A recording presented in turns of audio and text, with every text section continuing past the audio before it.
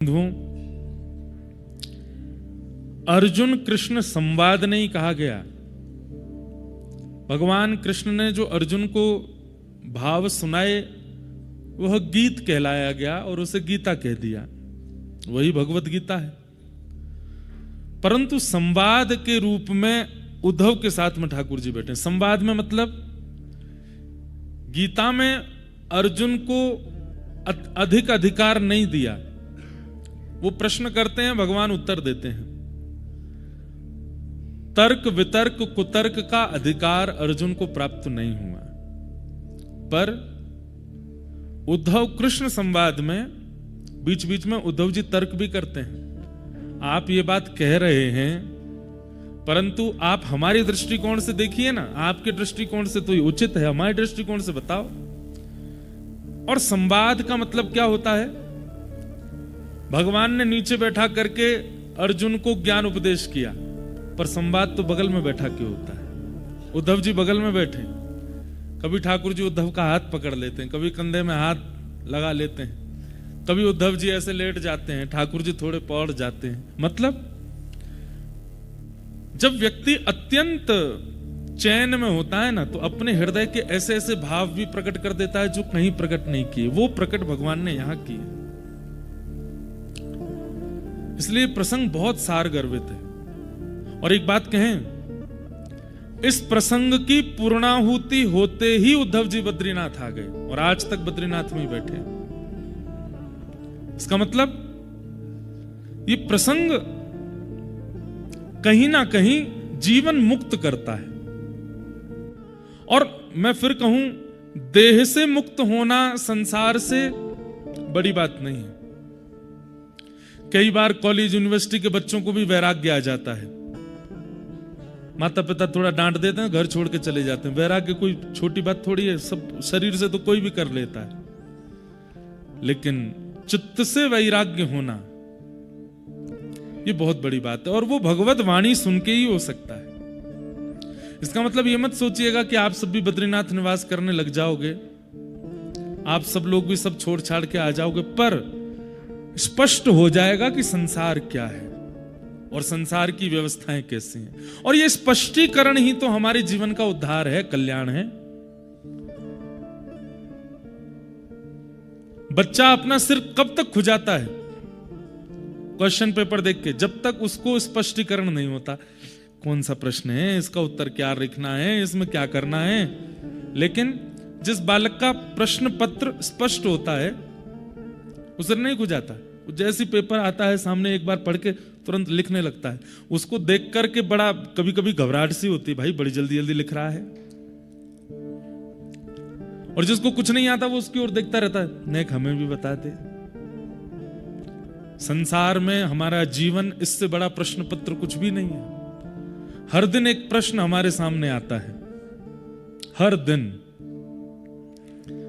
छोटे मोटे प्रश्न तो आते रहते हैं, जिनको बोलते हैं multiple choice questions, MCQs. 4 option मिल गए हैं। जैसे सुबह सुबह ऑप्शन आता है, नाश्ता क्या करोगे, ब्रेड खाओगे, पराठा खाओगे, पोहा खाओगे, ऑप्शन है, कोई भी एक ले लो, खा लो। तो जिनके जीवन में एमसीक्यूज चल रहे हैं वो तो बड़े ठाकुर जी की कृपा है। पर कभी कभी बड़ा प्रश्न आता है जिसमें आपको लिखना है। सबसे बड़ा प्रश्न कब आता है? विवाह। इसमें चॉइस नहीं है, आर या पार की स्थिति है। विचार करो क्या करना है, किससे करना है, कैसा गुण, कैसा स्वभाव चाहिए। क्योंकि जिसको चुनोगे उससे आपका पूरा जीवन परिवर्तित हो जाएगा। चुनिए किसको चुनना है। फिर दूसरा प्रश्न पत्र आएगा, गृहस्थाश्रम प्रारंभ हो जाएगा, छोटे छोटे बाल गोपाल, फिर उनका अध्ययन आदि, और फिर धीरे धीरे अपने व्यापार को लेकर के ये सारे प्रश्न आने लगेंगे। और हम क्या करेंगे? समझ ही नहीं आ रहा है, ये वाला तो सिलेबस में हमने पढ़ा ही नहीं था, ये तो हमको कभी पता ही नहीं था कि ऐसा भी हो सकता है जीवन में।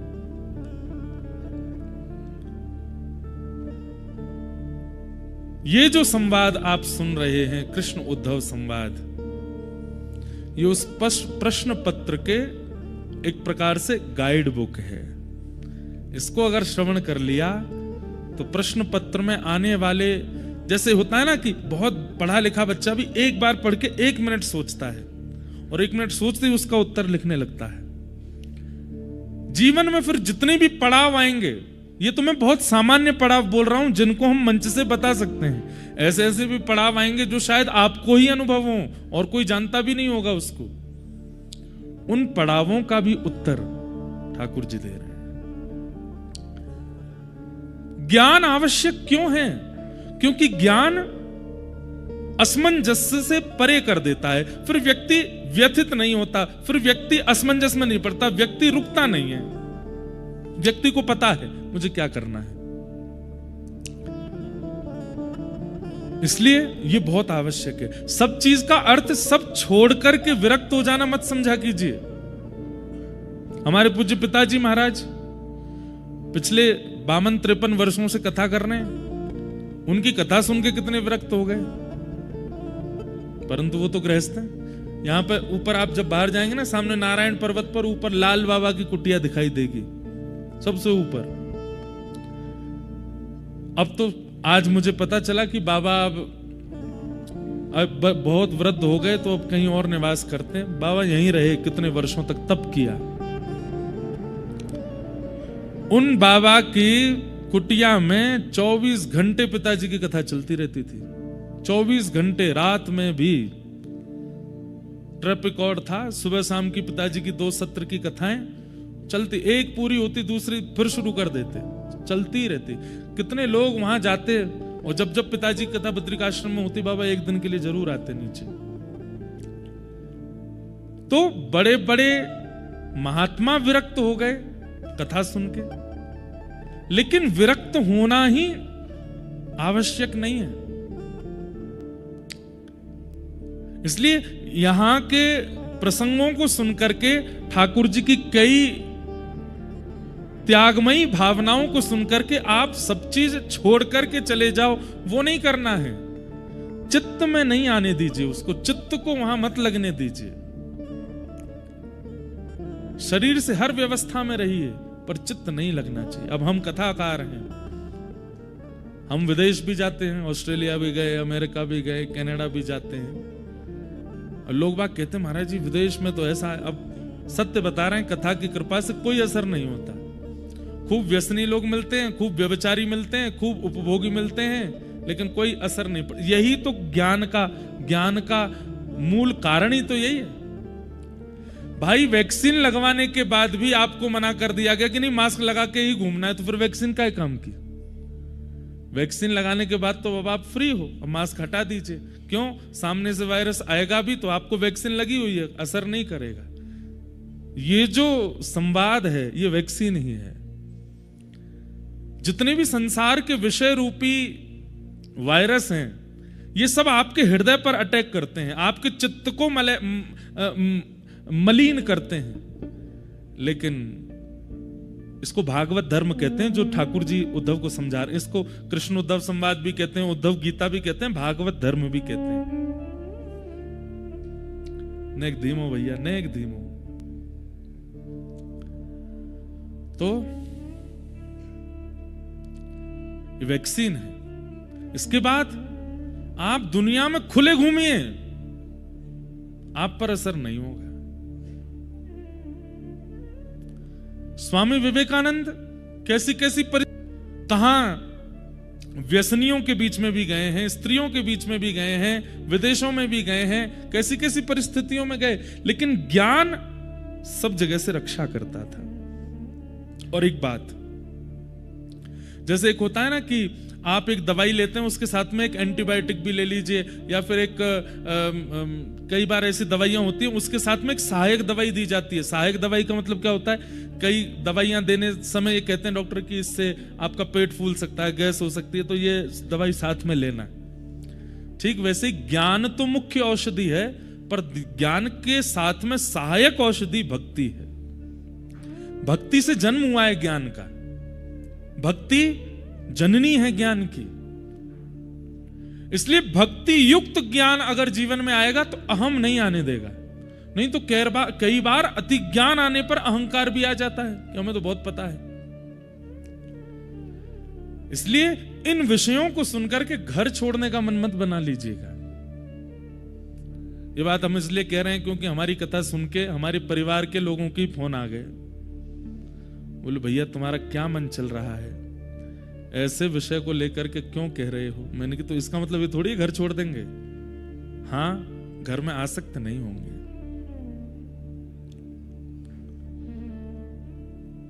हम आपको अपने मन की बात बहुत बताना चाहते हैं पर हम स्तब्ध हो जाते हैं। बद्रीनाथ में आता हूं ना, मेरा यहां से जाने का मन नहीं करता। हम रहते वृंदावन में हैं, वृंदावन में सब करते हैं, वृंदावन के प्रति एक अलग प्रेम है। पर यह बात याद रखना, जिससे बहुत प्रेम हो ना उससे थोड़ी दूरी बना के ही रखो, प्रेम बना रहेगा। और वो ठाकुर जी करवा रहे हैं हमसे, क्योंकि हम कथाओं में रहते हैं तो वृंदावन से थोड़ा दूर तो रहते हैं, इसीलिए वृंदावन की याद, वृंदावन के रसिकों की चर्चा, वृंदावन की पद पदावली, वृंदावन की लीलाएं वो सहज ही कथा में इतनी सुंदर प्रस्तुत हो जाती हैं। क्यों? वृंदावन से वियोग है।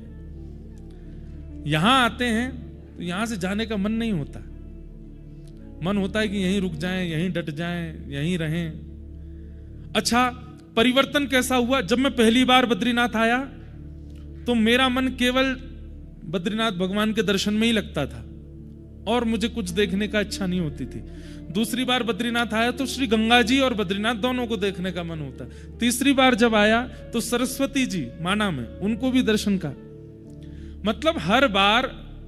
अब इस बार ये हुआ है, हम बद्री विशाल भगवान को तो एक बार देखते हैं, बस दूर से एक क्षण देखते हैं। पहले मैं 1.5 घंटे बैठता था मंदिर में, अब बस एक बार देखते हैं। और इच्छा होती है यहाँ संतों के पास बैठें, उनसे बात करें, यहाँ के रहने वाले, निवास करने वाले, यहाँ तप करने वाले महात्माओं के कैसे भी दर्शन हो जाएं। नित्य प्रार्थना करते हैं कि हम कहीं घूमने निकलें अकेले, कहीं पहाड़ पर, कहीं मार्ग में कोई महात्मा मिल जाए, कोई रसिक संत दिख जाए, कोई अवधूत मिल जाए, कोई भगवत प्राप्त सामने आ जाए, ये इच्छा होती है। ज्ञान यही करता है, ये भागवत धर्म ऐसी ही स्थिति करेगा। आप संसार छोड़ेंगे नहीं पर पूर्ण रूप में उसमें रमेंगे भी नहीं, और ये अच्छा है।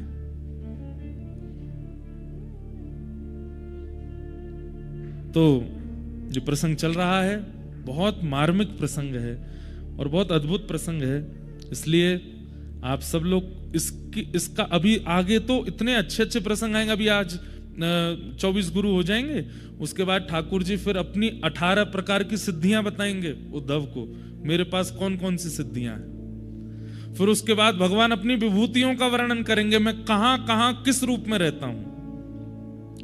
जैसे वर्णमालाओं में आ शब्द जो है वो मेरा रूप है। आज सौरभ भैया हमसे पूछ रहे थे चरण पाड़ी से आते समय, ओमकार क्या है? भगवान कहते हैं मंत्रों में ओमकार मैं हूं, ये मेरा स्वरूप है, भगवान का शब्द स्वरूप है।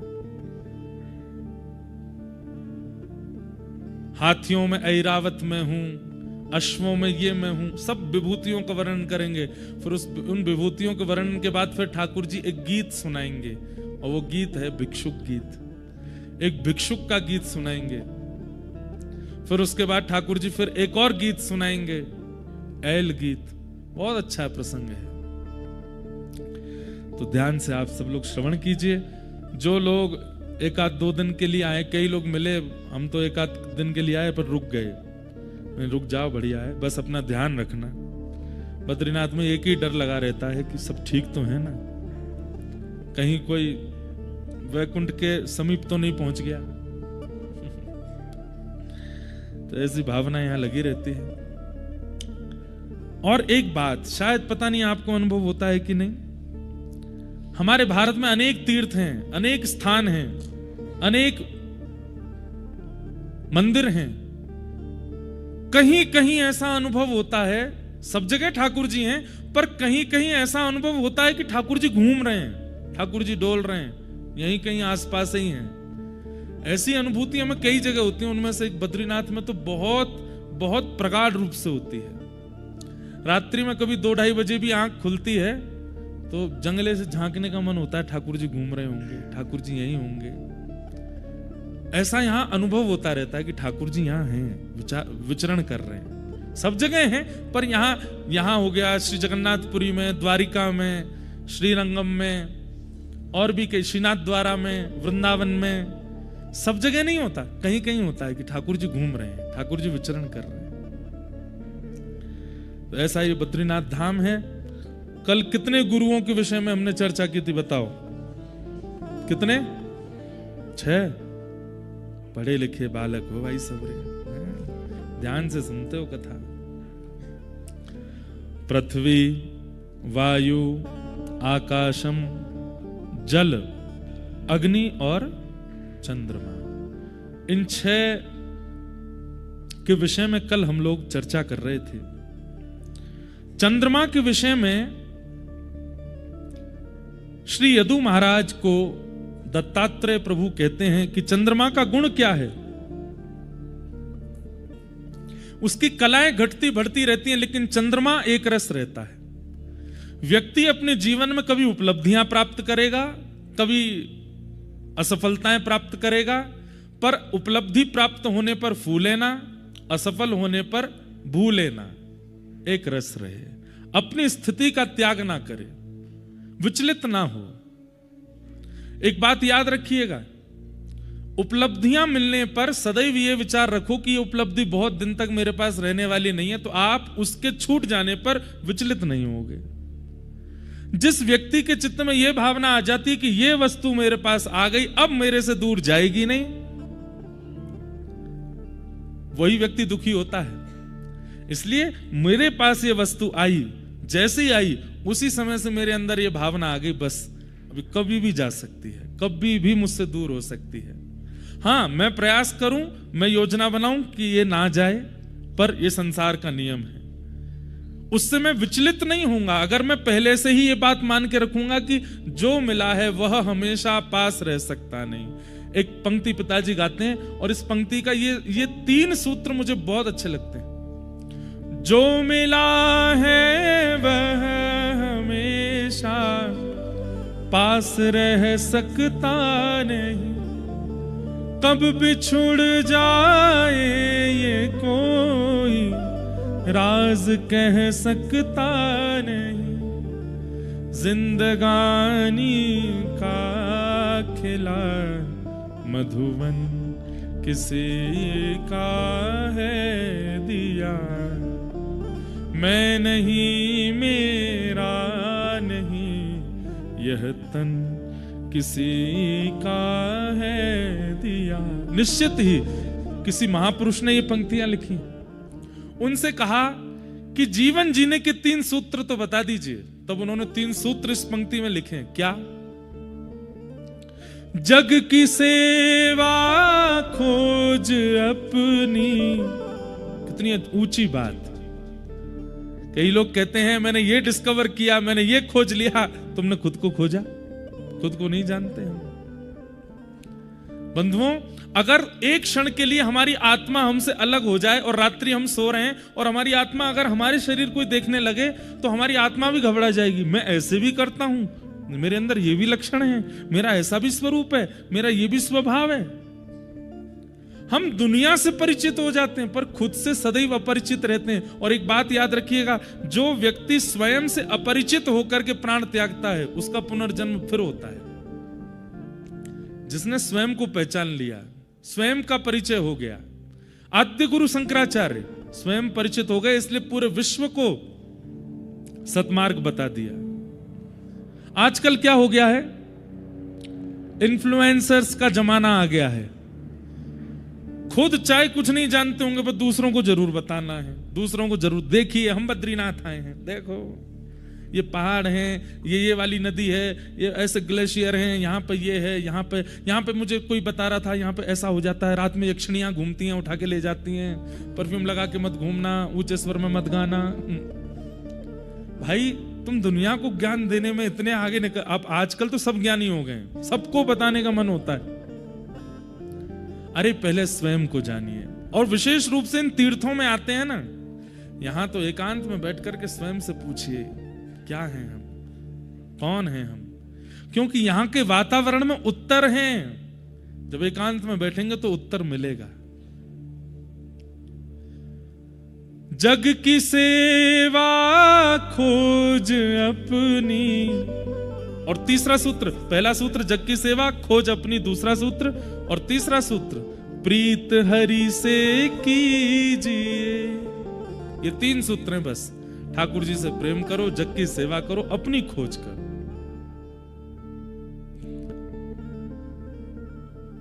जिंदगी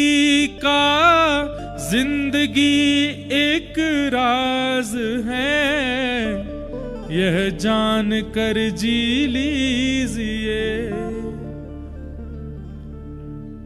साधना के पथ पर साधन किसी का है दिया, मैं नहीं मेरा नहीं, यह तन किसी का है दिया। हम सत्य बताएं, हम आपको कथा नहीं सुनाते, हम स्वयं को सुनाते हैं। यहां पर कहने वाले पहले अध्ययन करेंगे, कथा में आने से पहले मौन रहेंगे, फिर यहां कथा सुनाते हैं स्वयं को।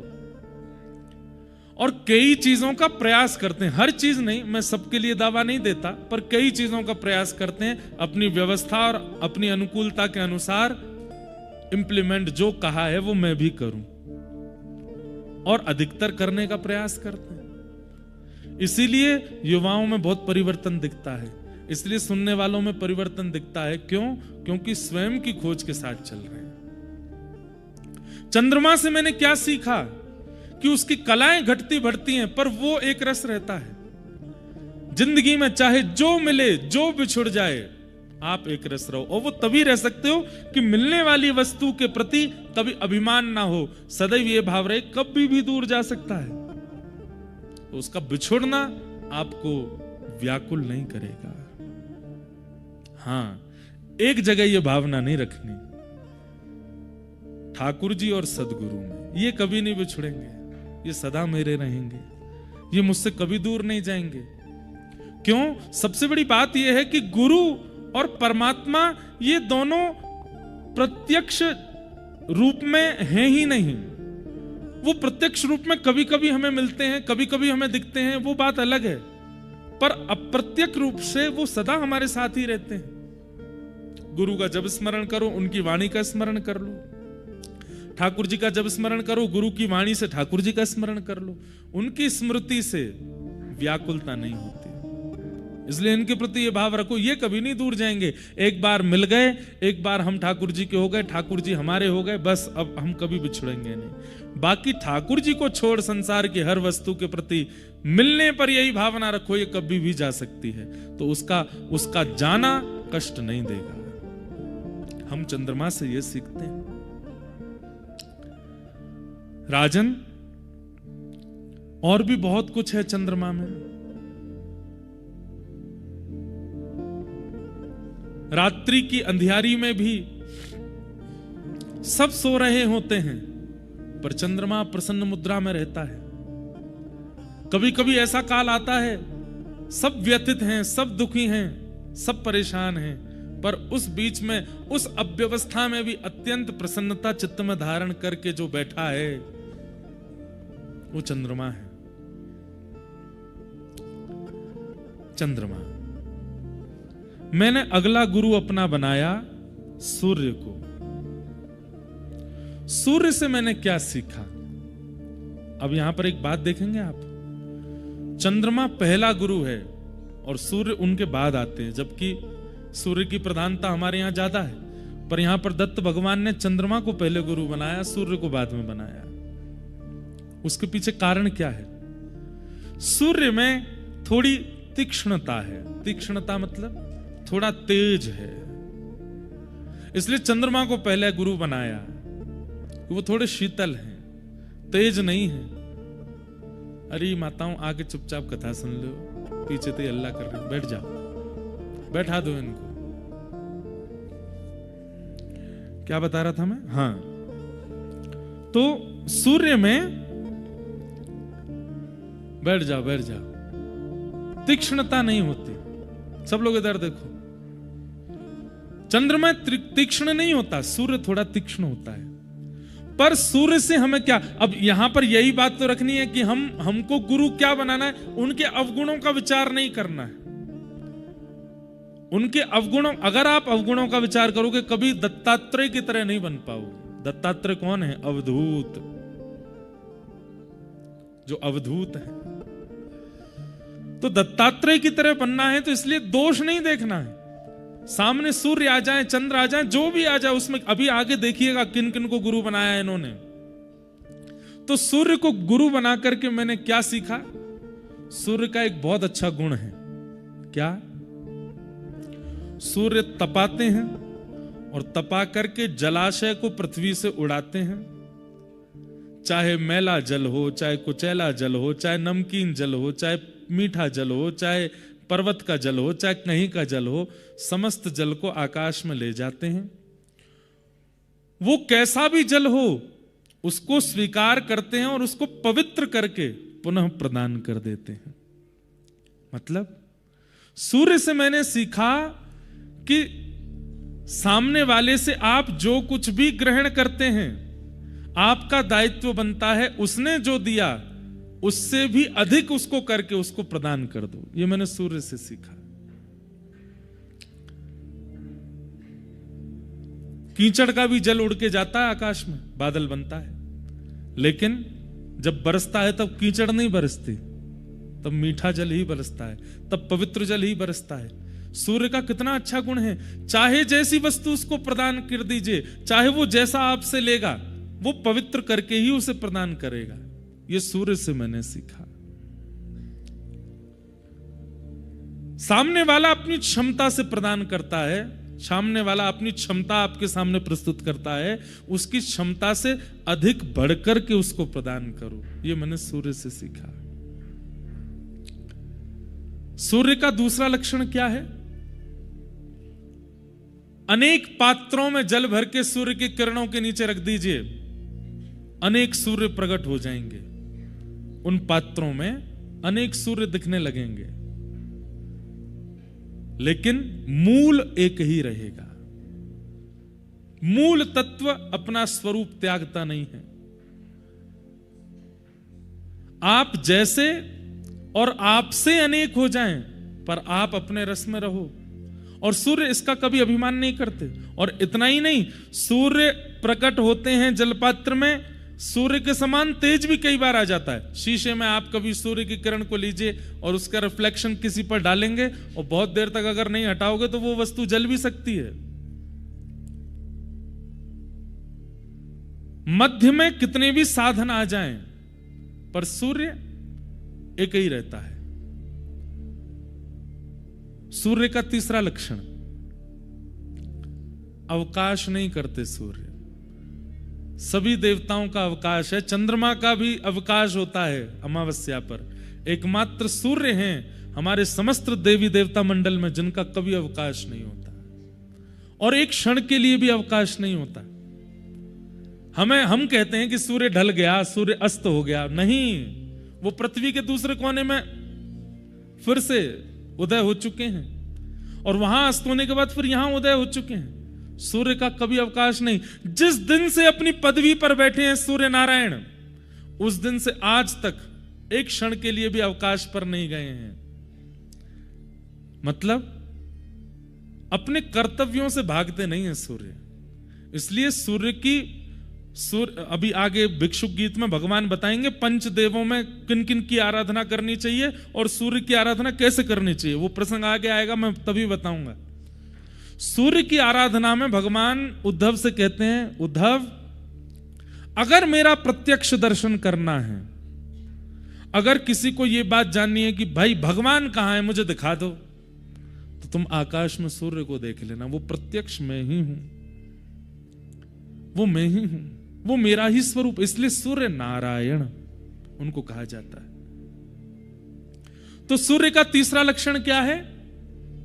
छुट्टी नहीं करते, वर्क फ्रॉम होम नहीं है उनका। यहां पे लोगों में मारा मारी चली है आजकल, बच्चों में। जब से कोविड आया वर्क फ्रॉम होम आ गया। अब तो कोविड चला भी गया तब भी वर्क फ्रॉम होम ले लेते हैं। मतलब पैसा पूरा मिलेगा, आराम भी पूरा मिलेगा। देखो, कथा सुनने के लिए, तीर्थ जाने के लिए, ठाकुर जी की सेवा करने के लिए, मनोरथ उत्सव करने के लिए कुछ करना पड़े चलेगा, पर अपने चैन सुख के लिए करना पड़े अच्छा नहीं है वो। सूर्य को जल अर्घ देने का अधिकार उन्हीं को है जो सूर्य के समान स्थिति रखते हैं। सूर्य कभी अवकाश नहीं करता। हमसे कई लोग बोलते हैं, व्यंग में भी बोल देते हैं। जैसे कई बार अभी गिरिराज जी में हमने किसी से कहा, अरे भाई थक जाते हैं थोड़ा, इसलिए लोगों से मिल नहीं पाते, लगातार कथाएं रहती हैं, तो हमको कोई बोले तो छोड़ क्यों नहीं देते कथा? इतनी कथाएं करने की जरूरत क्या है आपको? इतनी दक्षिणा क्यों ले रहे हो? अरे मैंने की भाई दक्षिणा के लिए कर रहे हैं हम कथा। लोगों के मन में ये भावना आ जाती है कि भाई 1 मिनट सांस नहीं ले रही है, यहां से वहां कथाएं करते जा रहे हैं, इनको भी लोभ है कथा। हाँ, कथा करने का हमको लोभ है, हम खुले मुंह से कह रहे हैं, हमको लोभ है, कथा कहे बिना हमारा मन नहीं लगता। पर इसमें अन्य भावनाएं मत रखो। और दूसरी बात ये, हम सूर्य की आराधना करते हैं, सूर्य भगवान भी अवकाश नहीं लेते, हम भी अवकाश नहीं लेते। और तीसरी बात, संसार के विषय वस्तु से अवकाश लेना चाहिए, भगवान के गुणानुवाद से अवकाश क्यों? उस दिन को मृतक मानिए, उस दिन को मृत्यु के समान मानिए जिस दिन ठाकुर जी का गुणगान ना होता हो, जिस दिन ठाकुर जी का चिंतन ना होता हो।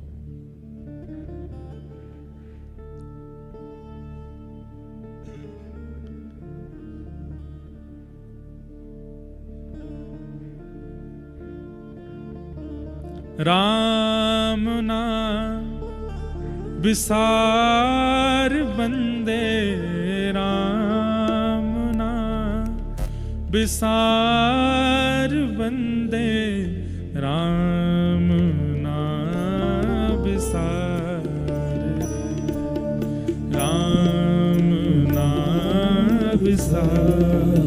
गाइए, राम नाम विसार बंदे, राम नाम विसार बंदे, राम नाम विसार बंदे, राम नाम विसार बंदे, राम नाम विसार,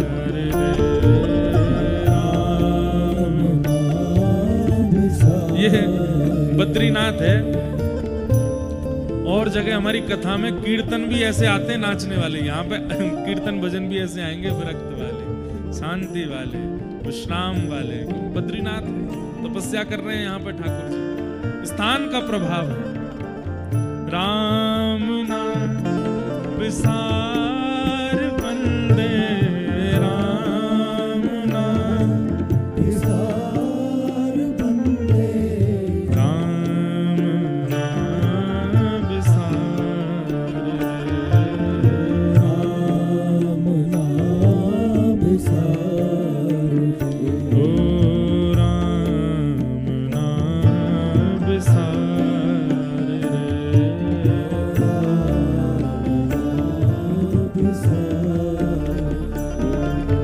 जग में फूल खिलते हैं रंगीले, सुंदर प्यारे और रसीले, जग में फूल खिलते हैं, गाइए, सुंदर प्यारे और रसीले, जग में फूल खिलते हैं रंगीले, सुंदर प्यारे और रसीले,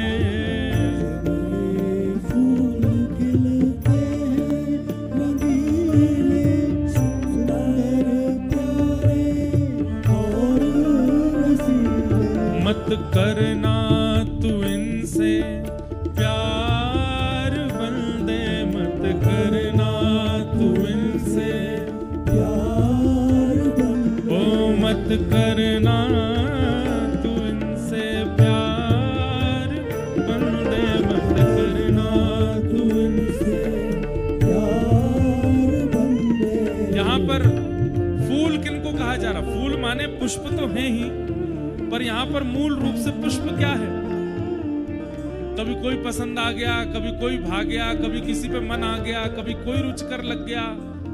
ये मन में भाई छोटा सा जगह है, उसमें इतने सारे लोग मत बैठाया करो, उसमें इतनी सारी सामग्रियां मत भर दिया। अच्छा लगा, कभी कोई कपड़े अच्छे लगे, कभी कोई स्थान अच्छा लगा, कभी कोई भोजन अच्छा लगा। ये सुंदर सुंदर पुष्प हैं, ये रंगीले हैं, रसीले हैं, आकर्षक हैं, पर इनमें फंसना नहीं। ओ मत करना तुम इनसे प्यार बंदे, मत करना तुम इनसे प्यार बंदे। ओ राम नाम बिसार रे, राम नाम बिसार रे, ओ राम नाम बिसार रे, राम नाम बिसार रे, ओ राम नाम बिसार बंदे, राम नाम बिसार बंदे, राम नाम बिसार रे।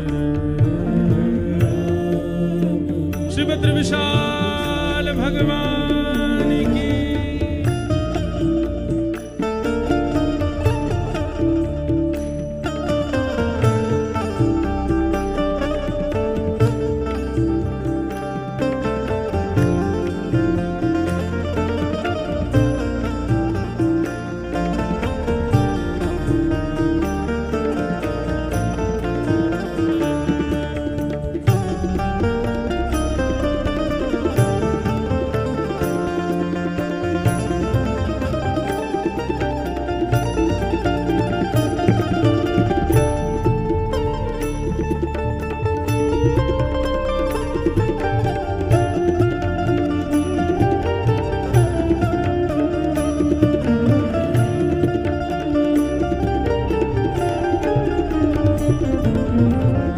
खाली आना खाली जाना इस जीवन का नहीं ठिकाना।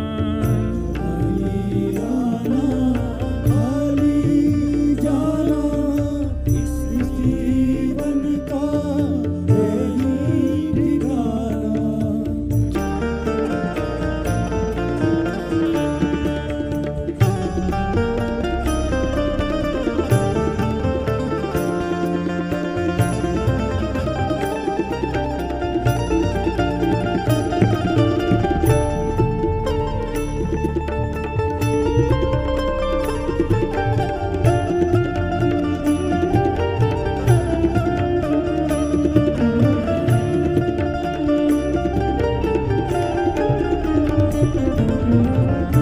खाली आना खाली जाना इस जीवन का नहीं ठिकाना।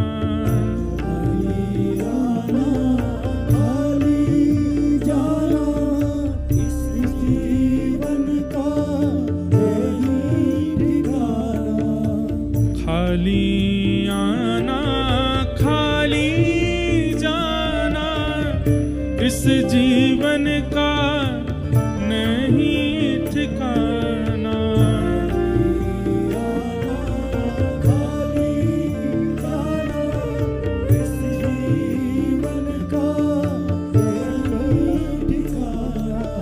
जीवन के दिन चार बंदे, जीवन के दिन चार बंदे, जीवन के दिन चार बंदे, जीवन के दिन चार बंदे।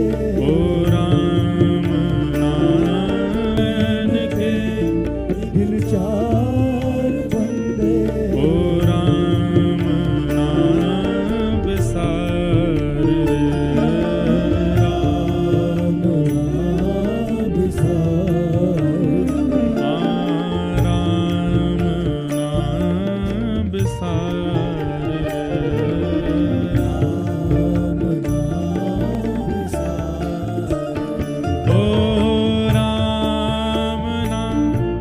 बिसार वंदे राम नाम, बिसार वंदे घनश्याम नाम, बिसार वंदे श्याम नाम, बिसार वंदे ओ राम नाम बिसार, राम नाम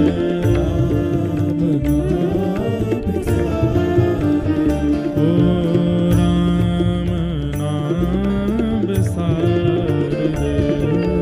राम नाम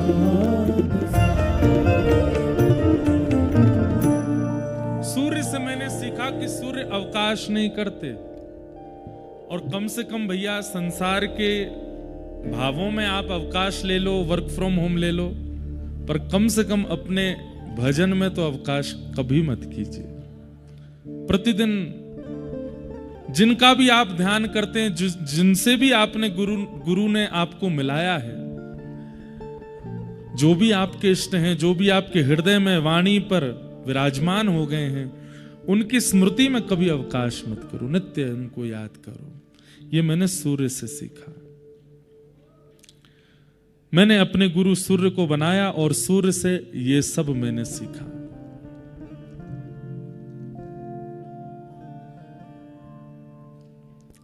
दूसरी बात, सूर्य का एक गुण और है।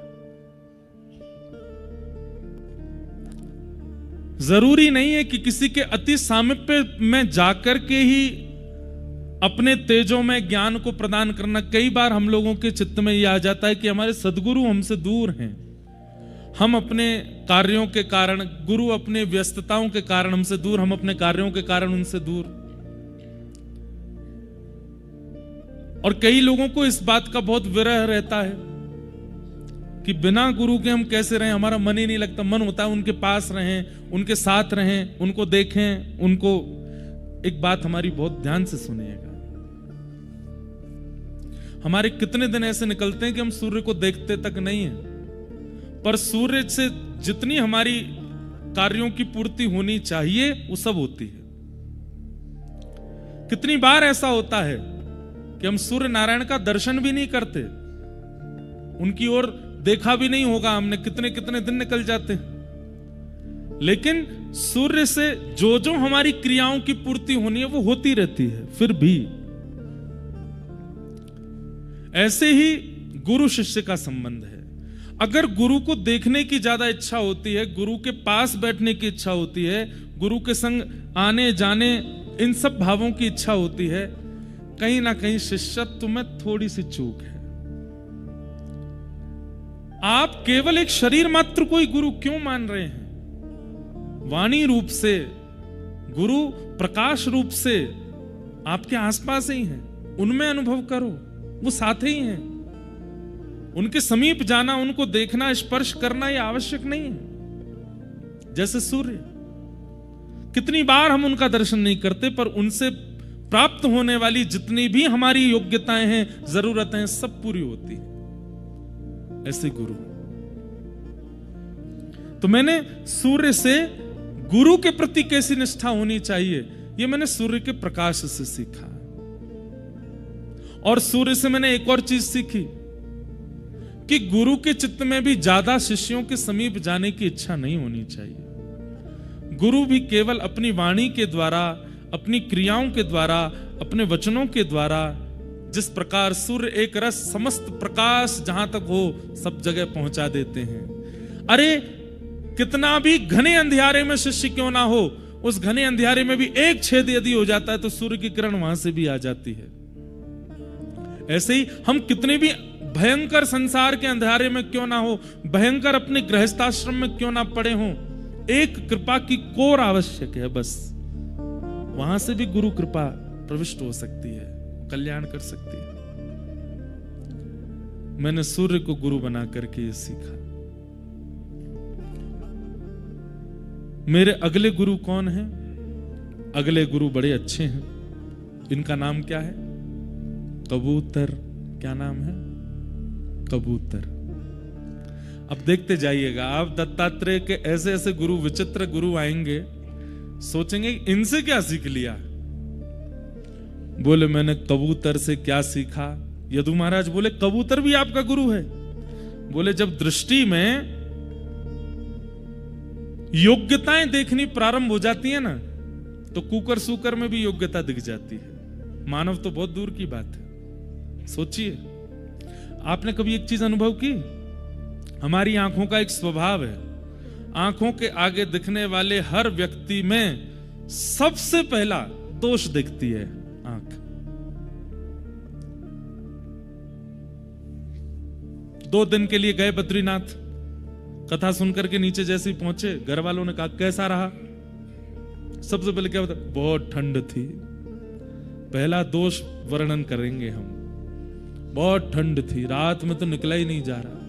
हमारे परिवार के एक सदस्य चले गए 2 दिन यहां रह के, उनने घर वालों को जाके डरा दिया। घर वालों के फोन आ रहे हैं, बोले वहां तो चारों तरफ बर्फ है। मैंने कहा कब नहीं होती, और यहाँ ऊपर तो रहती है। लेकिन देखिए, बद्री विशाल भगवान की बहुत बड़ी कृपा है हम लोगों पर। नहीं तो बद्रीनाथ में ऐसा होता नहीं कि 3-4 दिन लगातार धूप निकल आवे। यहां 2 घंटे बाद बारिश होने लगती है, और जब बारिश होती है उस समय ये लगता है कि हे नाथ अब रक्षा करो। इतनी ठंड हो जाती है, बर्फ नीचे तक आ जाती है, बहुत शीतल हवा चलने लगती है, क्योंकि मैदान क्षेत्र है इसलिए हवा भी खूब तेज चलती है। ये तो कितनी बड़ी कृपा है कि पिछले 3-4, आज ही एक संत बोल रहे थे मुझसे कि ये बहुत कम होता है कि लगातार 4-5 दिन तक धूप निकली रहे। देखते हैं 6 दिन तक क्या रहता है। धूप निकली रहे तो यूं समझ जाइयो इस कथा को स्वयं बद्री विशाल भगवान ही सुन रहे थे। और कहीं बारिश हो गई तो और कहीं बारिश हो गई तो सुनो, तो फिर ये सोच लेना बद्री विशाल भगवान तो कभी कभी व्यस्त हो जाते हैं। हो सकता है नारद जी तो आए ही होंगे कथा में। मन को छोटा क्यों करे? तो ये एक स्वभाव होता है हमारा। किसी के विवाह में गए, लौट करके घर आए, घर वालों कैसा रहा विवाह? भोजन अच्छा नहीं था, ये था वो था। मतलब पहले अवगुण, अगर एक गुण गलती से बता भी दिया तो 3 अवगुण तो बताने ही बताने हैं। अपने पुत्र के लिए लड़की देखने के लिए गए, माता जी जाएंगी, बुआ जी जाएंगी, मामा जाएंगे, बेटा वो पिताजी जाएंगे, ताई जी ताऊ जी सब गए गाड़ी में भर के देखने के लिए। जैसे लौट के आएंगे घर वाले सब कैसी थी कैसी थी। पाम बड़े थे उसके, कान तो ऐसे थे गणेश जी जैसे आगे आगे। एक हमारे घर के भैया कोई उनका ब्याह था तो उनसे पूछा कैसी रही लड़की? बोले सब कुछ थी, शेर जैसा मुंह था उसका। मैंने कहा शेर जैसा मुंह क्या होता है? बोले उसने समोसा जब खाया तो इतना बड़ा मुंह खोला। लोग दोष देखते हैं। ये हमारी नेत्रों का एक नियम है कि हम दोष बहुत जल्दी देखने लगते हैं। बंधुओं, प्रारंभ यहीं से करो कि नेत्रों को दोष दर्शन कम हो। कल मैंने बताया ना, उद्धव जी पूछते हैं कि नाथ आप कहते हो कि किसी में दोष मत देखो, और आप कर भी सकते हो कि आपको किसी में दोष ना दिखे, पर हम तो मानव हैं, हमको तो दिखते हैं दोष। ठाकुर जी कहते हैं खुद में देखो, गुण दूसरों में देखो। इतनी दृष्टि तो आप कम से कम बना के जाइए बद्री विशाल बद्रीनाथ से।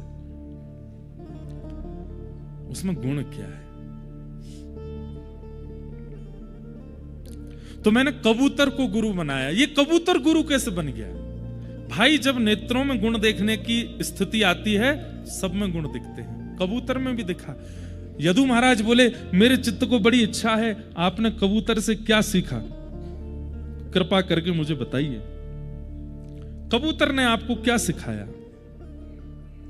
तब श्री दत्तात्रेय भगवान के पूछने पर दत्तात्रेय भगवान कबूतर के विषय में बताते हैं और पूरी एक कथा सुनाते हैं। मैंने कबूतर से सीखा, कबूतर में अपने पत्नी बच्चों के प्रति आसक्ति बहुत होती है।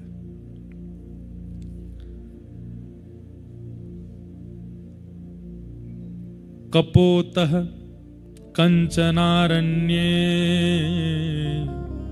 कृतनीडो वनस्पतौ कपोत्या भार्यया सार्ध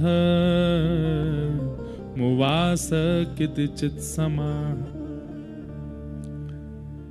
जरूरी नहीं है कि हर व्यक्ति की अच्छी करनी से ही हम सीखते हैं, किसी किसी की गलती भी हमें सिखाती है। तो कबूतर की मैंने गलती से सीखा। कैसी गलती? बोले कबूतर में आसक्ति बहुत होती है। एक बार एक कबूतर वन में विचरण करता हुआ गया और तभी उसने देखा कि एक मादा कबूतर एक वृक्ष पर बैठी है और उसका उसके प्रति स्वाभाविक स्नेह हो गया। स्नेह होने के बाद उन दोनों ने मन बना लिया कि चलो अब हम गृहस्थ आश्रम में प्रवेश करते हैं। कबूतर कबूतरनी ने ब्याह कर लिया। ये कथा दत्तात्रेय भगवान सुना रहे हैं अपने गुरुजी की। मेरे गुरुजी ने कबूतरनी से ब्याह कर लिया। बोले अच्छा। फिर कुछ समय बाद उनके छोटे छोटे बालक हुए। बहुत खुशहाल परिवार चल रहा था, सब बड़े आनंद में थे, सब बहुत प्रसन्न थे, कोई कमी नहीं थी। छोटे से घोंसले में 4-5 कबूतर के बच्चे, कबूतर कबूतरनी सुबह उड़ करके जाते, दाना चुगते, अपना पेट भरते, कुछ दाना लेके आते, बच्चों को पवाते। कबूतर बहुत प्रसन्न था, अपने बच्चे और अपनी पत्नी में सर्वस्व देख रहा था। इतना आसक्त हो गया था कि बस उनको देखे बगैर वो रहता नहीं था। एक दिन कबूतर अकेला वन में गया और वन में दाना चुगने के बाद जब लौट करके आया तो उसने क्या देखा? उसके घोंसले में ना बच्चे हैं ना कबूतर नहीं है। क्यों? एक भेलिया ने आकर के जाल बिछाया और जाल बिछा करके उस पर जैसे ही दाना डाला तो दूर बैठी हुई कबूतरनी ने तो दाना देखा, जाल नहीं देखा। आकर के जैसे ही दाना पाने लगी, बच्चे भी उड़ करके आ गए। बच्चों सहित मां को देख करके उस भेलिया ने जाला बंद कर लिया और जाले में कबूतरनी और उसके बच्चों को रख लिया। इतने में ही कबूतर लौट करके आया और उसने अपने घोंसले पर बैठे चारों ओर नजर घुमा के देखा, मेरी पत्नी बच्चे कहां हैं? तभी वो क्या देखता है? दूर एक भेलिया जाले में बांध करके उसके बच्चे और पत्नी को ले जा रहा है, अपना शिकार बना करके। कबूतर व्याकुल हो गया, उसके नेत्र बंद हो गए, अश्रु आने लगे और अपना पूरा जीवन उसने विचार कर लिया। एक वृक्ष के ऊपर पहली बार मिले थे, हम दोनों ने विवाह किया, अपना गृहस्थ आश्रम आगे बढ़ाया, कैसी धूप ताप वर्षा में अपने बच्चों की रक्षा की। ये छोटे छोटे 4 बालक हुए। सर्वस्व मेरा इन्हीं के साथ है, इन्हें देख करके मैं जीता हूं, इन्हें देख करके ही मेरा सर्वस्व चलता है। आज ये बंदी बन गए। मैं इतनी योग्यता तो नहीं रखता कि मैं इनको जाले से छुड़ा लूंगा। क्या करूं? मैं इनको बचा तो नहीं पाऊंगा, इतनी योग्यता मेरी नहीं है। तो अब मैं क्या करूं? तो कबूतर उड़ करके गया और जो जाले में छोटे छोटे छेद थे वहां जाकर के अपनी चोंच से उन छेदों को बड़ा किया और बड़ा करके स्वयं भी उनके अंदर प्रवेश कर गया और अपने बच्चे पत्नी को हृदय से लगा के बोला, तुम अकेले नहीं मरोगे, मैं भी तुम्हारे साथ मरूंगा। ये दृश्य मैंने देखा यदु, और मैंने कबूतर को अपना गुरु बना लिया। यदु महाराज बोले, इसमें आपने क्या सीखा? बोले, मैंने ये सीखा इतनी आसक्ति अच्छी नहीं, इतना फंसना संसार में, चाहे अपने ही पत्नी बच्चे क्यों ना हो, अच्छा नहीं है। कि अपने आप को अयोग्य मान करके ये विचार कर लिया। बंधुओं, आज की डेट में तो ऐसी चीजों पर मूवीज बनती हैं और उनको देख के लोग बड़े भावुक हो जाते, बताओ बचा नहीं पाया तो खुद ही मर गया साथ में। पर यदु महाराज के सामने श्री दत्तात्रेय कहते हैं, ऐसी आसक्ति अच्छी नहीं। अरे आसक्ति करनी ही थी तो ऐसे के प्रति करते कि जब विडम परिस्थिति आती और हम सामर्थ्य विहीन हो जाते, हम बच नहीं पा रहे हैं, तो हमारी जिसमें आसक्ति है वही आकर के बचा जाता। धन्य है भक्त प्रहलाद, ऐसे से प्रेम किया। भले ही स्वयं सामर्थ्यवान नहीं थे हिरण्यकश्यप के आगे, लेकिन दंता गजानाम कुलिशाग्र निष्ठुरा शीर्णायते ते नवलं ममैतत् महाविपत्ताप विनाशनोऽयं जनार्दनानुस्मरणानुभाव। प्रहलाद जी महाराज ने ऐसे से प्रीति की कि स्वयं भले ही असामर्थ्यवान थे, लेकिन नाम उच्चारण करके अत्यंत पराक्रमी हिरण्यकश्यप को वध कराने के लिए अपने ईश्वर को प्रकट कर लिया। मैंने कबूतर को गुरु बनाकर के सीखा कि जब कबूतर इतनी आसक्ति परिवार में कर सकता है तो हम तो मानव हैं। शास्त्रों में एक श्लोक बोला जाता है, कुरंग मातंग पतंग भृंग मीना हता पंचभिरेव पंच एक प्रमादि सकथम न हन्यते यसेवते पंचभिरेव पंच। बहुत ध्यान से सुनना, बड़ी अच्छी बात। कुरंग मातंग पतंग भृंग हतः पंचभिरेव पंच। 5 लोगों के लिए यहां पर बताया गया है। हमारी 5 इंद्रियां हैं। कौन कौन सी? जो विशेष रूप से संसार में हमको ढकेलती हैं। पहली आंख, दूसरी कान, तीसरी जीभ, चौथी नाक, 5वीं त्वचा। ये 5 ज्ञान इंद्रियां विशेष रूप से संसार में जो हमारी आसक्ति बनती है वो इन 5 से ही बनती है। आंखों को देखने का लोभ होता है, कानों को सुनने का लोभ होता है, जीव को चखने का लोभ होता है, नासिका को ग्रहण का लोभ होता है और त्वचा को स्पर्श का लोभ होता है। इस श्लोक में कह रहे हैं, बोले आंखों से कौन अपने जीवन का अंत कर लेता है? पतंगा। पतंगा कहते हैं लाइटों के आगे घूमने वाले छोटे छोटे छोटे छोटे जीव होते हैं। उनको लाइट इतनी अच्छी लगती है, इनके आगे घूमते रहेंगे, घूमते घूमते घूमते घूमते घूमते सुबह जब आप आकर के देखोगे नीचे मरे पड़े मिलेंगे। मतलब ऐसी आसक्ति हो गई कि अपने आप को आग में ही झोंक देते हैं और उसके तेज के कारण मर जाते हैं। पतंगा। कान से कौन आसक्त होता है? हिरण। अगर आप वन में जाकर के मधुर संगीत बजाने लग जाओगे तो हिरण दूर से अपने कान खड़े करके आपके समीप आने लगेगा। कई शिकारी धनुष बाण से नहीं मारते थे।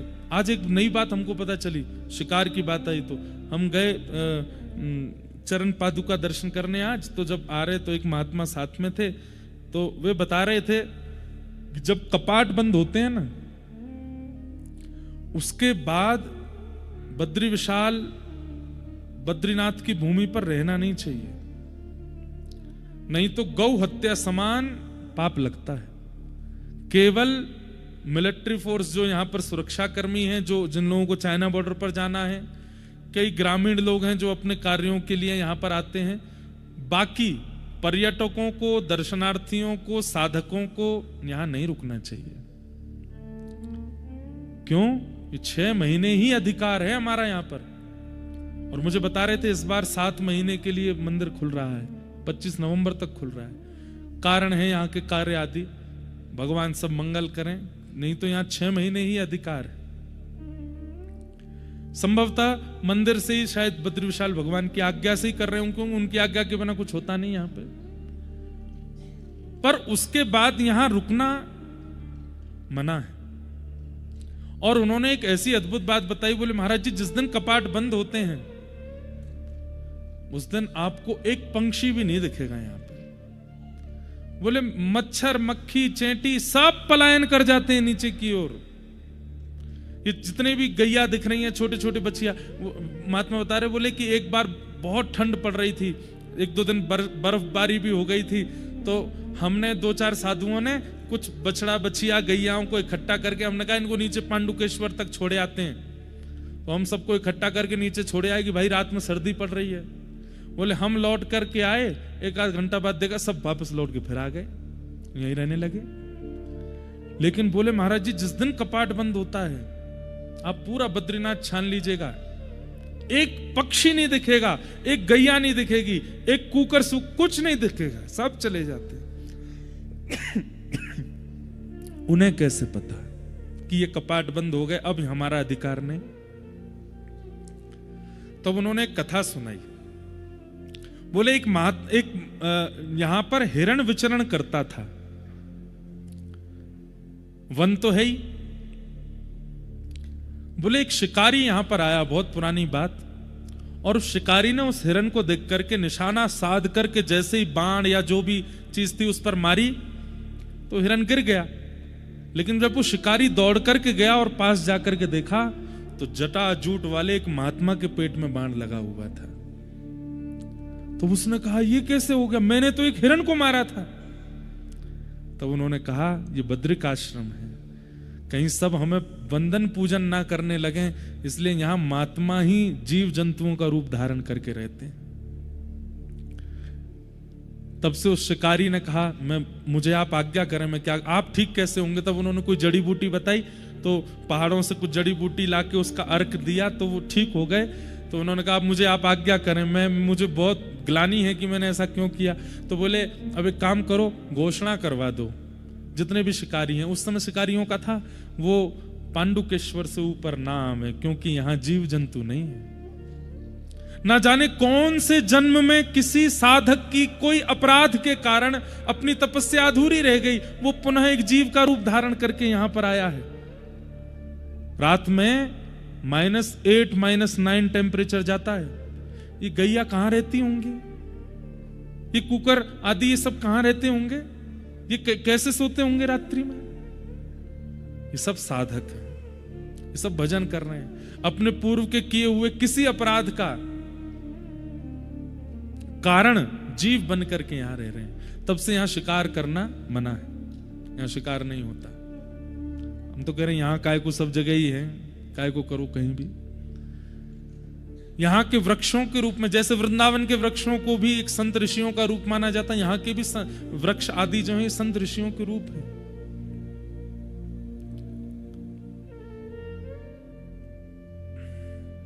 तो ऐसा ये बद्रिकाश्रम, यहां पर कोई जीव भी आपको दिखे। आज हम गए तो चरण पादुका, जहां ठाकुर जी के चरणारविंद हैं, वहीं बिल्कुल इतने आनंद के साथ में एक बढ़िया एक स्वान, ग्राम सिन्न कह लो, कूकर कह लो, और आजकल की भाषा में कुत्ता कह लो, इतने प्रेम से पौड़े हुए थे भगवान के चरणारविंदों में। तो उनको देख करके फिर जब ये बात पता चली तो लग ही रहा था कि कोई महात्मा ही हैं, अपने इस रूप में रह रहे हैं, ठाकुर जी के चरणारविंदों में बैठे हैं। अच्छा एक बात बोलूं, एक मेरे मन में बात आती है। एक बार मैंने देखा, शायद राधारमण जी की बात है, हाँ, राधारमण जी मंदिर में हम दूर खड़े खड़े दर्शन कर रहे हैं, चरणारविंद देख रहे हैं, कोई दूरबीन से देख रहा है, कोई कुछ। पुजारी जी भी इतने अपरस में रहते हैं, घर से नहा के आएंगे, फिर मंदिर की रसोई में स्नान करेंगे, वहीं पर है, वहां स्नान करके फिर भीतर जाते हैं, इतनी अपरस में, इतनी शुद्धता पवित्रता। हम दूर खड़े खड़े दर्शन कर रहे हैं, चाहे तुम कितने बड़े शंकराचार्य हो, कुछ भी हो, दूर से दर्शन होंगे, अंदर तो नहीं जा सकते। राधारमण जी के दर्शन कर रहे, तभी राधारमण जी के पीछे से एक चूहा निकल के आया और वहीं कूदता हुआ, वो सीढ़ियां सी हैं, ऐसे कूदता हुआ निकल गया। मैंने कि ये चूहा हमको ठेंगा दिखा के गया, मैं नहाता भी नहीं हूं, फिर भी मैं गर्भगृह में आ सकता हूं, फिर भी मैं राधारमण जी को छू सकता हूं।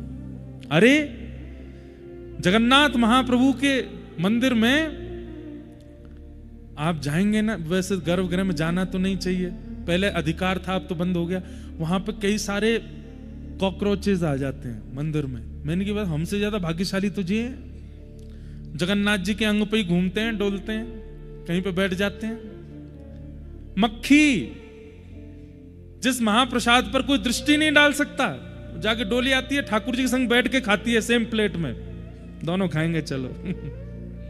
चेंटी, कितने, मतलब आप अपने सौभाग्य की कहां इतनी वो करते हो कि हम मानव हैं। आपसे ज्यादा भाग्यशाली तो वो हैं जिनको बिना स्नान के गर्भगृह में प्रवेश प्राप्त है। तो निश्चित ही ये सब कोई पूर्व के संत ही हैं, आचार्य ही। तो मैंने कबूतर को गुरु बना करके क्या सीखा, कि अति आसक्ति अच्छी नहीं। जिस प्रकार कबूतर अपने परिवार में आसक्त हुआ, उससे मैंने सीखा कि आसक्ति का गुण तो व्यक्ति में है, आसक्ति तो विशेष है मानव के अंदर,